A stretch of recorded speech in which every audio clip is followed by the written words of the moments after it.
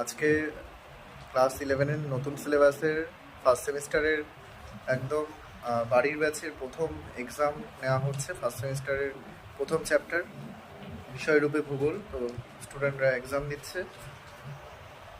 আজকের এক্সামের নতুন বিশেষত্ব হচ্ছে ওএমআর শিটে এক্সাম হচ্ছে, যেটা এদের পরবর্তীকালে চাকরির পরীক্ষা দিতে গেলে অনেকটা সুবিধা হবে, যেহেতু এমসিকিউ টাইপ কোশ্চেন সবগুলোই। প্রথম চ্যাপ্টারে আজকে এক্সাম দিচ্ছে সবাই।